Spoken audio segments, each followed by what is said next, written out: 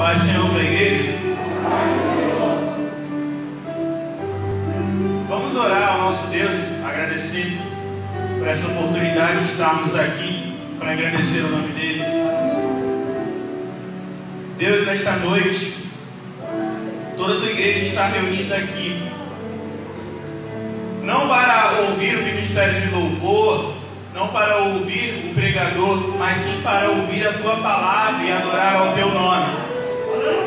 Então eu te peço que nesse momento da palavra, o teu Espírito Santo venha falar no coração de cada um aquilo que o Senhor quer. Só o Senhor sabe o que cada um aqui está passando.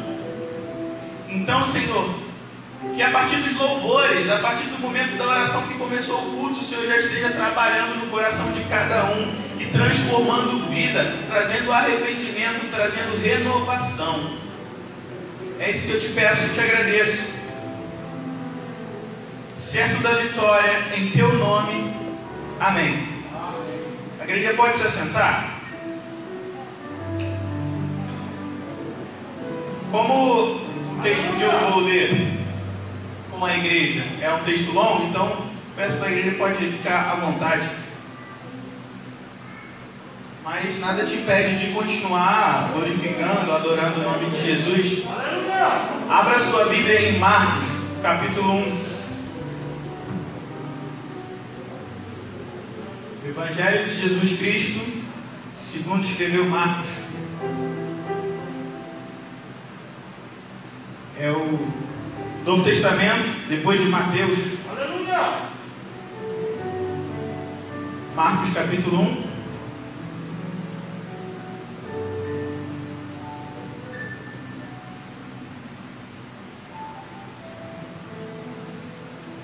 Enquanto a igreja está procurando, é muito importante nós aprendermos e ouvirmos a palavra de Deus. Nós sabemos, nós buscarmos na realidade o conhecimento maior daquilo que Deus tem para mim. E onde eu encontro, onde eu conheço a vontade de Jesus Cristo para a minha família, aonde eu encontro a palavra de vida, onde eu encontro libertação, é através da palavra. A palavra, ela alimenta e ela traz vida. Eu vou fazer de uma forma um pouco diferente hoje a pregação. Eu vou ler o versículo e vamos falar sobre o versículo. Por isso que eu não pedi para a igreja ficar de pé. Vamos ler o versículo 1. Princípio do Evangelho de Jesus Cristo, Filho de Deus. Só nesse versículo, Deus falou muita coisa ao meu coração. Marcos, não sei se você sabe da história, ele não era um apóstolo. Marcos, ele não era um dos 12, não era um discípulo que estava ali com Jesus. Mas, como Marcos conheceu essa palavra? Graças a Deus, Deus levantou pessoas interessadas em estudar arqueologia, pessoas que foram pesquisar os documentos. Esse Marcos aqui é o mesmo Marcos que Paulo fala. Esse Marcos aqui, ele era contemporâneo, ele viveu na época dos apóstolos e ele conhecia Pedro. Alguns estudiosos acreditam que a última ceia que Jesus fez foi na casa de Marcos. E olha como é interessante. Às vezes a gente ouve um monte de gente falando besteira sobre a palavra de Deus, e a gente conhecer a história nos fortalece. Então não foi qualquer um que escreveu a história de Jesus, foi uma pessoa que conhecia os apóstolos. Também os estudiosos acreditam que muitos relatos aqui foram de Pedro. O próprio apóstolo Pedro contou essas coisas para Marcos. E Marcos escreveu aqui, não pela vontade dele, mas pelo Espírito Santo, para que eu e você pudéssemos ler essa passagem e aprender mais de Deus. Amém, igreja? É só um pouco de contexto histórico para você entender que Deus, há mais de 2000 anos atrás, já tinha um propósito de entregar essa palavra para você. 2000 anos se passaram e nada, nenhuma vírgula foi tirada. É o poder de Deus para te transformar, para trazer vida para você. Aqui Marcos, ele está escrevendo para as pessoas que acabaram de aceitar Jesus e que viviam em Roma. Naquela época não tinha a Bíblia como a gente tem hoje. Então as pessoas queriam conhecer, estavam sedentas em conhecer a palavra de Deus. E é engraçado um paralelo hoje em dia. Quantas pessoas têm a Bíblia já completa no celular, em papel, várias possibilidades, mas não têm interesse de apresentar a Bíblia para a sua família. Naquela época era por carta. Marcos teve que escrever isso na mão para que essa palavra chegasse aos romanos recém-convertidos. E hoje a gente tem essa palavra com maior facilidade do mundo, mas muitas das vezes essa palavra está lá como um enfeite na sala, né? Aberto no Salmo 93, 91, né? Salmo 91. E olha, esse contexto histórico é para te despertar. Olha que dificuldade eles viviam naquela época para ter a palavra. E hoje eu tenho aqui, não divido essa palavra com a minha família. Nós temos que seguir exemplos assim de pessoas que não olharam as circunstâncias. Às vezes a gente cansa, né? Ler um capítulo, ler 2 capítulos, já acaba dormindo lendo a Bíblia, né? Agora imagina Marcos aqui, ó, escrevendo um capítulo inteiro. Ele, não, eu vou escrever porque tem pessoas lá que precisam conhecer o amor de Jesus. E aí um paralelo que eu faço: Marcos escreveu um livro inteiro para que pessoas conhecessem a Jesus. E o que você e eu temos feito para que a nossa família conheça Jesus? É um testemunho da vida de Marcos. Ah, o Denis, ó, minha esposa, meu filho, minha filha, é todo mundo cristão. E o seu pai e sua mãe? Seus irmãos? O que você tem feito para que a palavra chegue no coração deles? E entrando aqui no versículo 1, a primeira frase de Marcos é a seguinte: princípio do Evangelho de Jesus. O que é Evangelho? É uma boa notícia. Mas aqui, no contexto histórico, Evangelho significa boas notícias.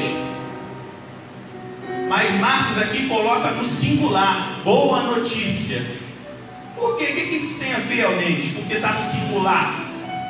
É porque é o seguinte: não tem notícia melhor do que Jesus Cristo. Então a notícia boa, o Evangelho, porque na época o termo grego era de boas notícias. Aqui Marcos coloca a boa notícia é Jesus Cristo, porque não tem coisa melhor. Não tem coisa melhor do que o Evangelho. E ele fala aqui, ó, Jesus Cristo, Filho de Deus. Hoje eu comecei a analisar. Hoje em dia a gente fala: eu sou filho de Deus. Filho de Deus, e a gente trata isso com uma maior naturalidade, como fosse qualquer coisa. Só que para o romano naquela época, ele tinha muita forte na ideia da mente dele, deuses poderosos, porque tudo para eles era Deus que causava. Tem o temporal, foi Deus que mandou. Teve um terremoto, foi punição divina. Eles tinham tudo que acontecia era por causa de alguma coisa que nós fizemos para desagradar a Deus. Então o pensamento deles sobre Deus era muito forte. E eles sabiam, eles temiam deuses, no plural. Nós sabemos que só existe um Deus. Então na cabeça deles, eles tinham um grande temor. quando se falava em Deus. Não sei se você já ouviu falar em Hércules, nesses heróis que tem até desenho, tem filme falando de uma super força, que eles eram filhos, eles eram semideus. Então na época deles tinha essa cultura de pessoas poderosas. Se um cara é um filho de Deus, ele é muito poderoso, como Hércules, tinha muita força. Então a mente deles é diferente da nossa. Então quando Marcos chega e fala que Jesus é o Filho do próprio Deus, ele está querendo dizer, olha, eu não estou falando de qualquer pessoa, eu estou falando de alguém muito poderoso. Ele é Filho do próprio Deus. E o Deus que está aqui não é um Deus com D minúsculo, é um Deus com D maiúsculo.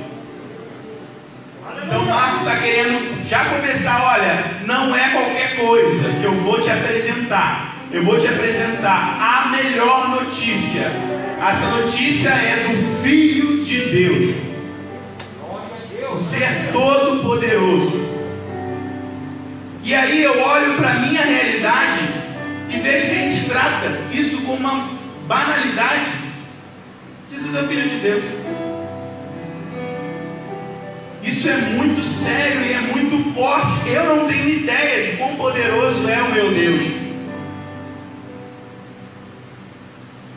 Ele é muito poderoso. Ele criou todas as coisas. E a gente tem que sempre buscar diminuir e reconhecer a grandiosidade dele e o poder dele.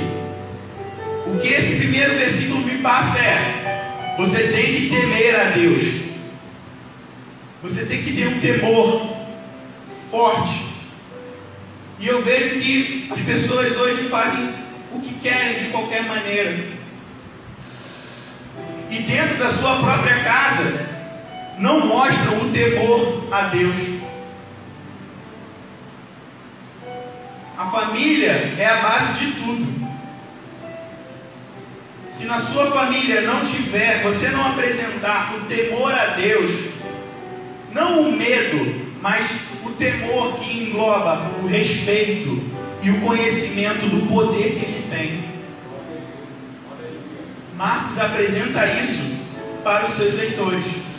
Então, o paralelo que eu quero fazer com você hoje: você tem apresentado esse Deus todo-poderoso, o Filho de Deus, para a sua família?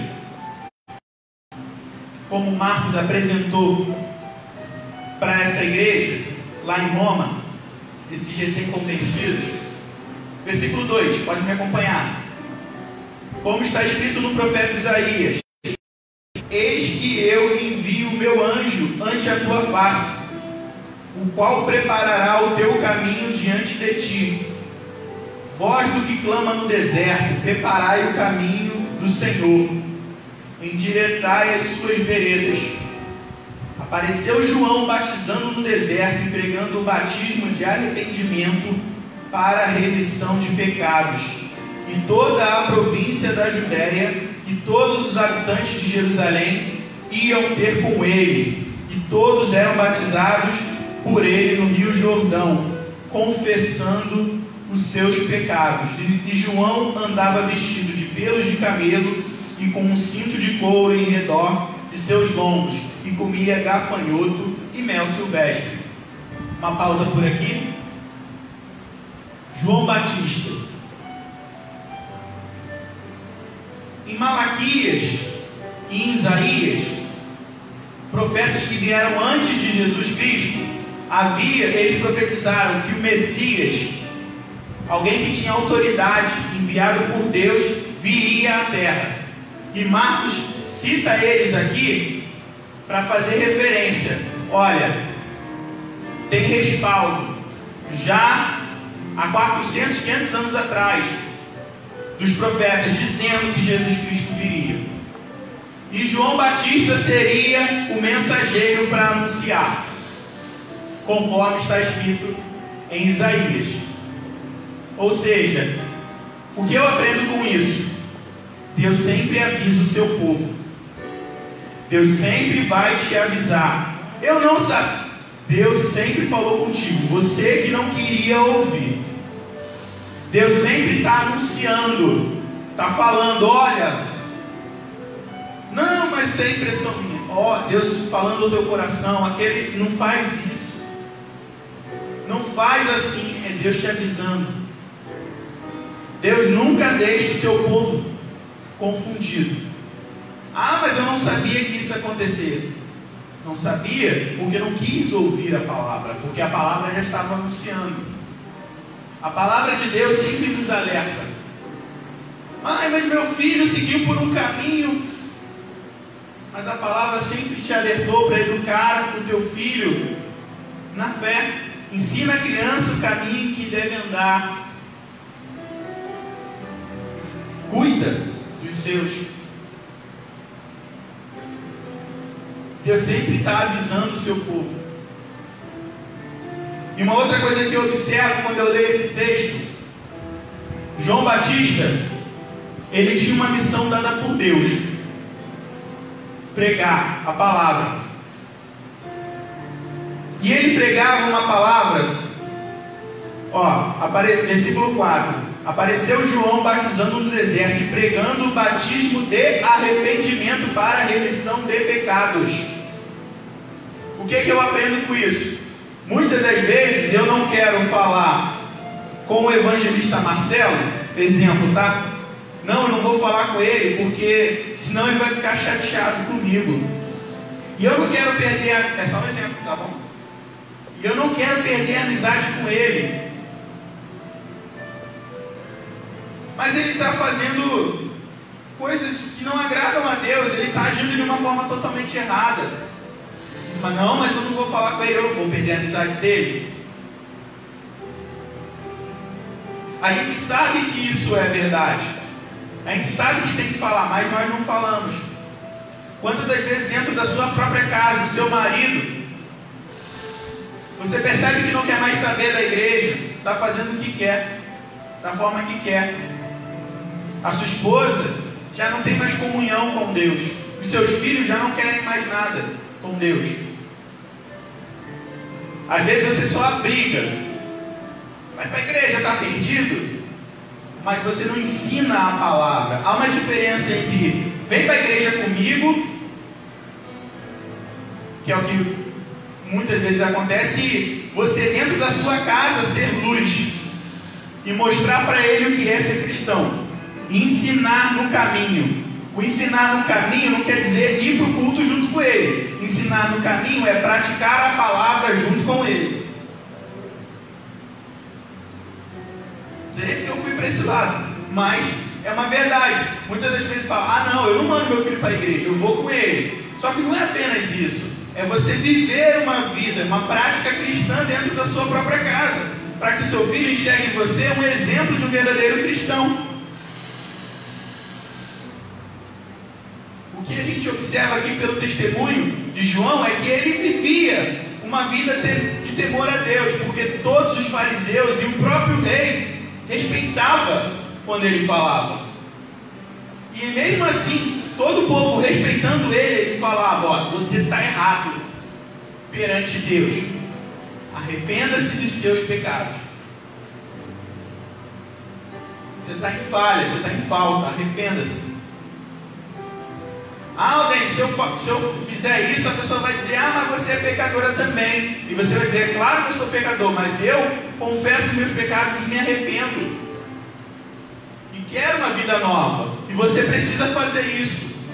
E eu não estou falando isso no sentido de te condenar. Eu estou falando isso em amor, porque eu quero ver você na presença de Deus comigo. É por isso que nós pregamos o arrependimento, o perdão dos pecados, para que a pessoa viva o que eu vivo, a alegria que eu vivo em ser cristão, essa boa notícia que Marcos quer apresentar, esse evangelho que Marcos apresenta. Só que é o seguinte, às vezes você não está vivendo esse evangelho verdadeiro, então você não consegue falar sobre ele, porque você não entrou ainda no seu coração. Muitas das vezes as pessoas não pregam porque não se sentem seguras e tem vontade de voltar ao que fazia antes, só está por medo do inferno. Mas na realidade, se você começar a analisar, Deus te amou primeiro. Não é só a questão do inferno é um amor. Vou usar o Marcelo como exemplo de novo. Estava Marcelo fazendo o que queria da vida dele, falando o que queria, agindo como queria. E Deus pegou ele: vem cá, eu vou te amar, eu vou cuidar de você, eu vou limpar todas as suas feridas. Mas Senhor, eu ainda estou vivendo essa vida, eu preciso melhorar ainda.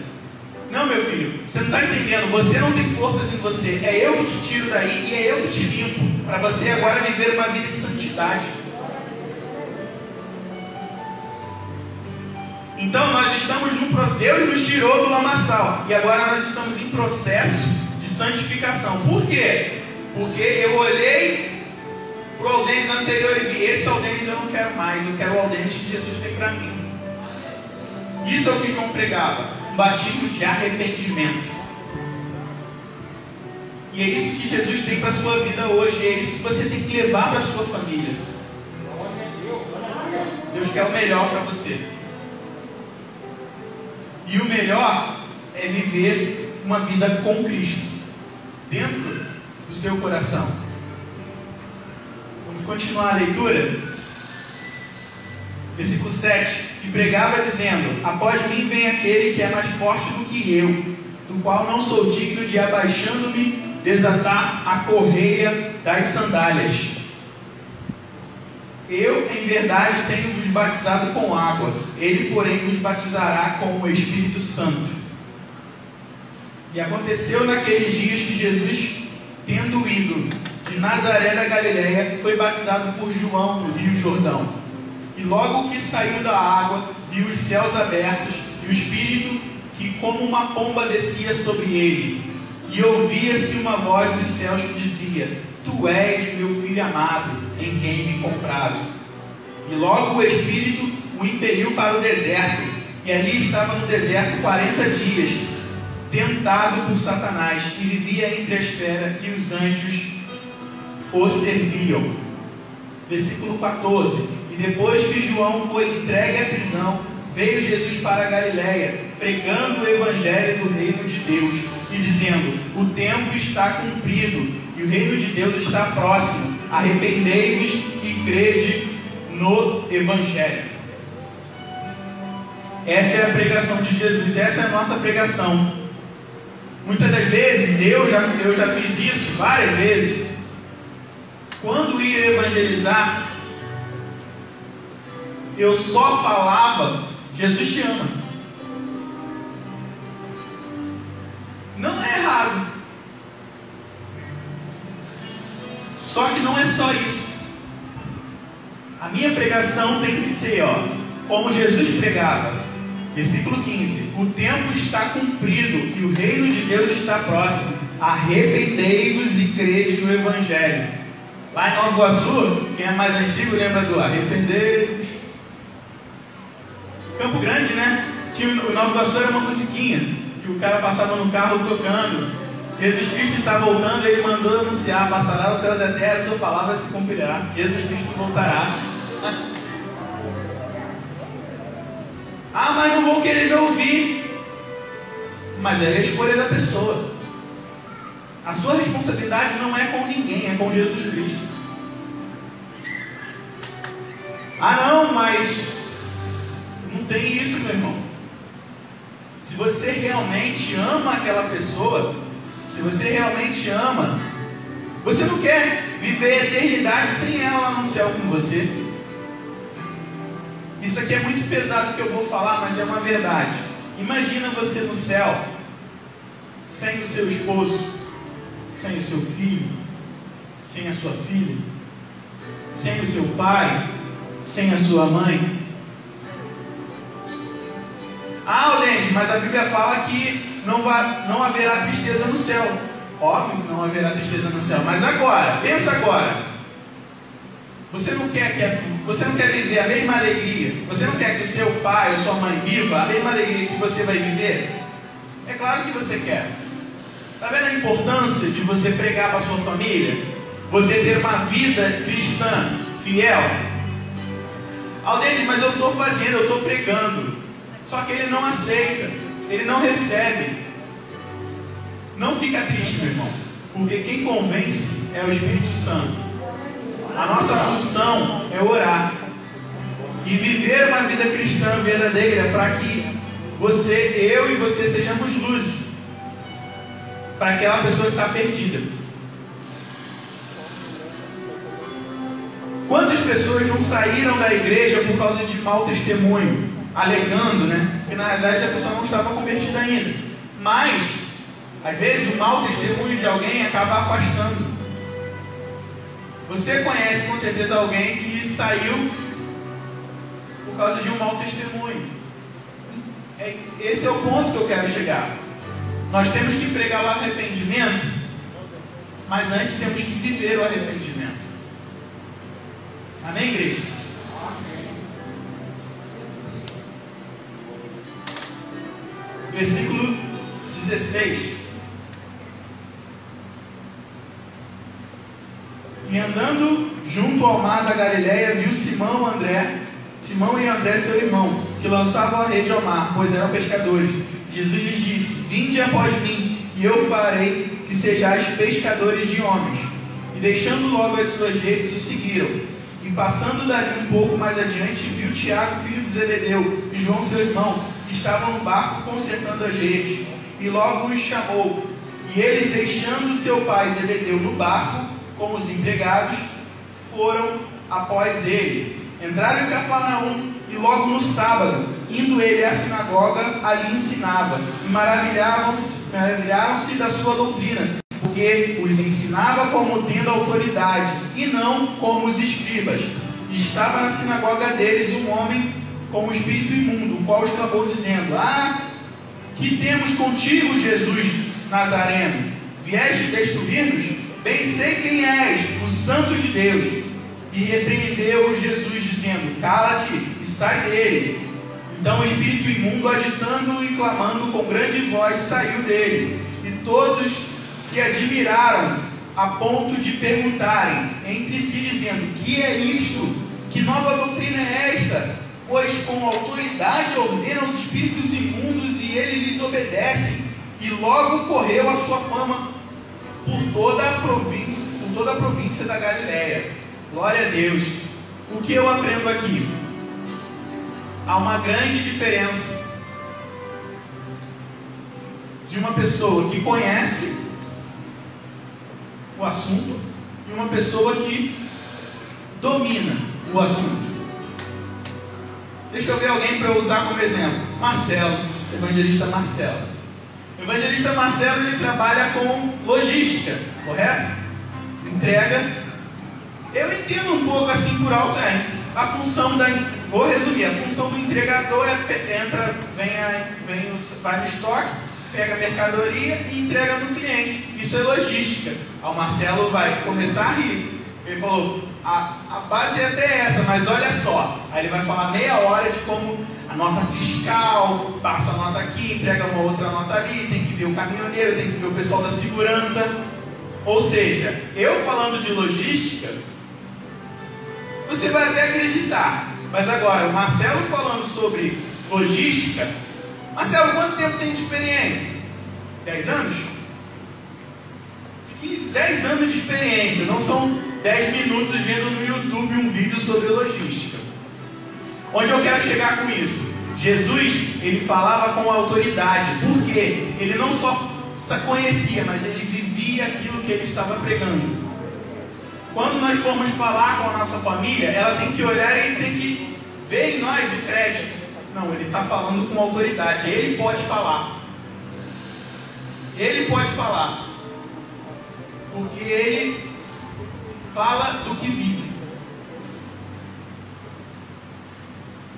Na minha família, graças a Deus, um primo meu chegou para conversar comigo e falou: Denis, eu só estou te escutando porque eu sei que você é exemplo na família. E a família está meio bagunçada. Os parentes aí. Mas ele falou: eu só te escutei porque eu sei que você é um exemplo. Aí eu fiquei assim: rapaz, eu estou sendo referência para minha família.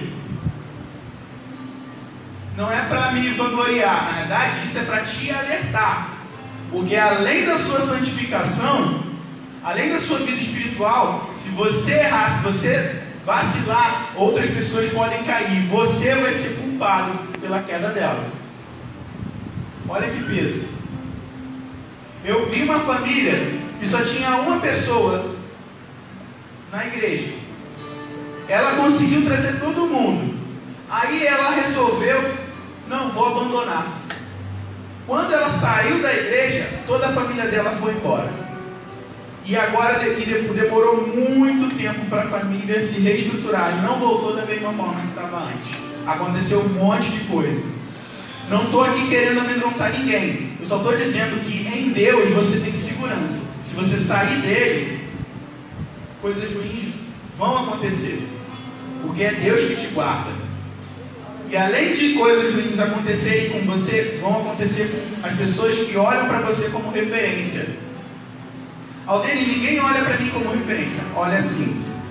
Pode ter certeza que tem alguém que você não conhece, mas que está olhando para você. E você está sendo referencial, você está sendo luz para essa pessoa.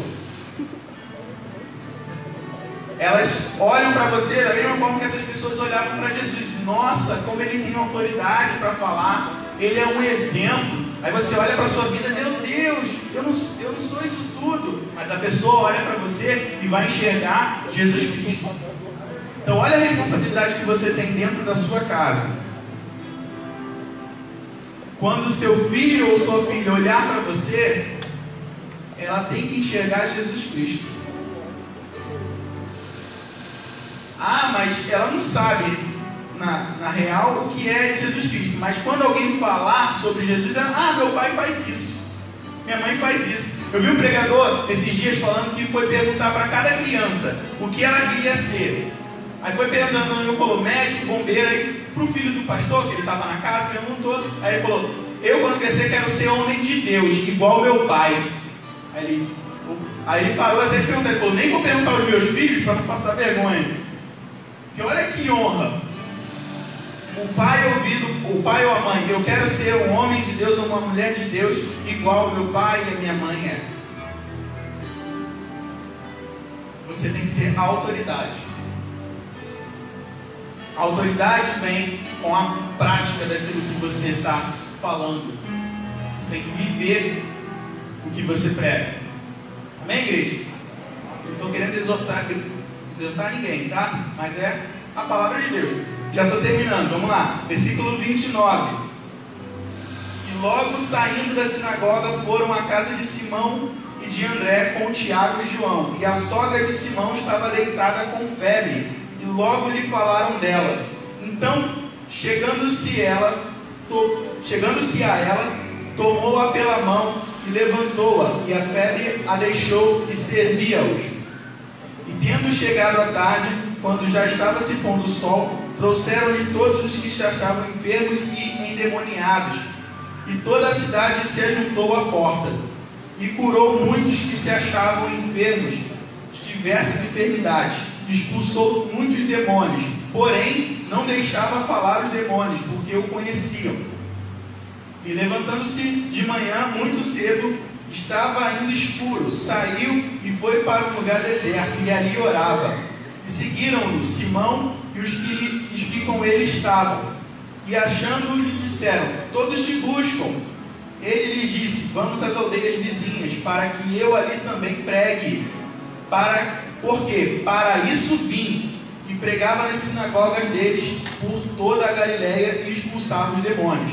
E aproximou-se dele um leproso, que rogando-lhe e pondo-se de joelhos diante dele, lhe dizia, se queres, bem podes limpar-me. E Jesus, movido de grande compaixão, estendeu a mão e tocou-o e disse, quero, ser limpo. E tendo ele dito isso, logo a lepra desapareceu e ficou limpo. E advertindo-o severamente, logo despediu e disse-lhe, não digas nada,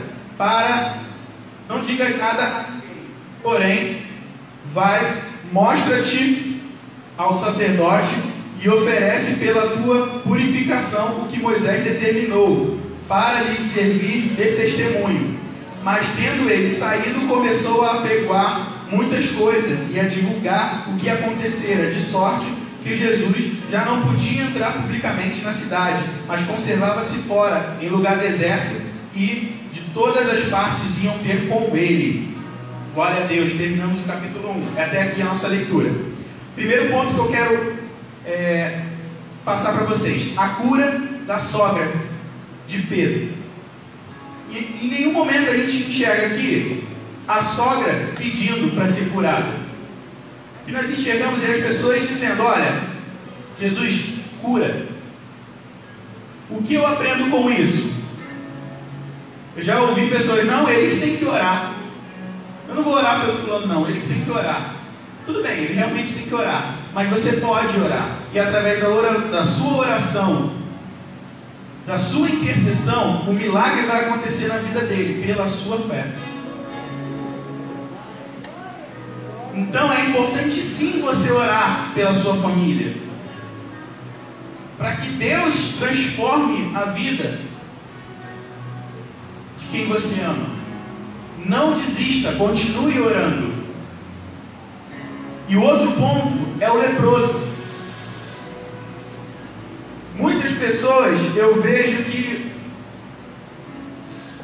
é uma outra aula de escola dominical, né? Mas querendo mandar em Deus. É até a pregação da Rafaela, né, que ela fez domingo. Pessoas querendo dar ordem em Deus.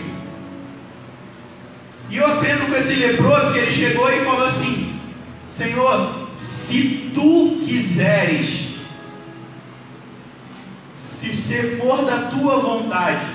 Muitas das vezes na nossa oração a gente fala: seja feita a tua vontade, mas na verdade a gente quer determinar, obrigar a Deus a fazer. Nós não analisamos se aquilo realmente é da vontade dele para a minha vida e para a sua vida. E outra coisa que eu quero ressaltar: Jesus, ele saiu à noite para orar. Não sei se você leu essa parte, prestou atenção. Peraí, Aldente, Jesus, você acabou de dizer que Jesus ele é todo poderoso. Ué, para que ele ia orar? Para mostrar para mim e para você que não importa quão bem você esteja, em qualquer situação da sua vida você deve orar. Eu estou passando pela prova, dando glória a Deus. Está tudo bem, tem que dar glória a Deus, tem que agradecer, porque está tudo bem. Porque se dependesse de você, dos seus pecados, era para estar tudo dando errado. Se analisar o seu histórico de falhas, meu amigo, não cabe num livro quanto você já errou. Então, se está tudo ocorrendo bem com você, uma lutinha ou outra, dá glória a Deus, glorifica, ora, se consagra, jejua. Porque Jesus, ele mostrou para mim, olha, mostrou para mim e para você: ore. Jesus o tempo todo estava se retirando para orar. Quantas das vezes você passou a semana inteira e só agradeceu ali, mas nunca parou para realmente pensar em Deus? Só fez aquela oração litúrgica, né? Aquela coisa estilo reza, né? Em nome do Pai, Jesus, amém. Abençoa essa comida, Senhor, não deixe faltar o alimento dentro da minha casa, em nome de Jesus, amém. Abençoa a minha ida para o trabalho, em nome de Jesus, amém. Senhor, eu vou dormir agora, muito obrigado por esse dia, em nome de Jesus, amém. Só para não dizer que a pastora perguntar se orou, mas será que você abriu o seu coração e realmente falou o que estava dentro? Isso que é oração de verdade, você conversar com Deus. Não é aquela coisa bonita, magnífico Deus, muita coisa. Não precisa disso. Você não conversa assim dentro de casa com quem você ama. Você abre o seu coração e fala tudo bem aberto. Outra coisa que eu quero ressaltar: depois que Jesus Cristo ele saiu, já para terminar, quando ele saiu, os discípulos foram atrás dele porque um monte de gente estava vindo atrás dele para ser curado, né? O pessoal, estou cheio de problema aqui, vou ser curado por Jesus. E aí Jesus, ao invés de voltar, né, que eles pensavam que Jesus ia voltar, e falou: olha, vamos para outra cidade, porque tem pessoas precisando ouvir a palavra. Jesus, o que eu aprendo com isso? Jesus não veio para trazer cura para essa vida aqui. A cura que Jesus quer te dar é espiritual, é a salvação. Só que muitas das vezes as pessoas buscam Jesus Cristo por bens materiais ou por uma cura. Não estou falando que isso é errado, pedir isso, mas isso não pode ser o centro do seu objetivo em viver uma vida cristã. O seu foco como cristão não pode ser a cura. O seu foco como cristão não pode ser a vida aqui nessa terra. O seu foco como cristão tem que ser o reino de Deus. Viver com Deus, a eternidade. Esse que deve ser o seu objetivo. Quantas das vezes eu vejo, infelizmente,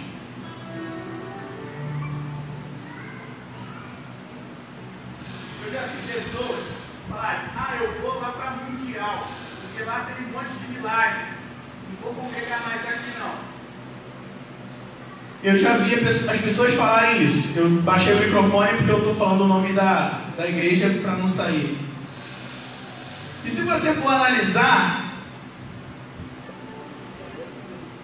tem uma passagem que fala: Senhor, em teu nome profetizamos, em teu nome curamos, em teu nome expulsamos o demônio. O que que Jesus fala? Apartai de mim, nunca os conheci. E eu aprendo aqui: Jesus curava? Curava. Milagre acontecia? Acontecia. Mas qual era o foco? A pregação do reino de Deus. E é isso que Jesus evidencia aqui. Se você está buscando milagre, pode até que você vai receber, mas será que a salvação vai chegar na tua casa? Onde está teu coração? Onde está teu coração vai indicar aonde a tua família vai chegar. Teu coração está nos bens materiais, tua família vai estar voltada para os bens materiais. Você tem que ser luz. Siga o exemplo de Jesus Cristo. Independente da situação, tirava um momento para orar. Tinha autoridade no falar. Era exemplo. E é isso que eu tenho para você hoje. Busque mais. Não só por você. Claro, a sua vida espiritual é o foco principal. A salvação é individual. Só que você ama a sua família. Então também busque pelo seu familiar. Ame ele. Não deixa ele se perder não. Amém, igreja? Vamos ficar de pé e aplaudir o nome do Senhor? Pastora Regiane.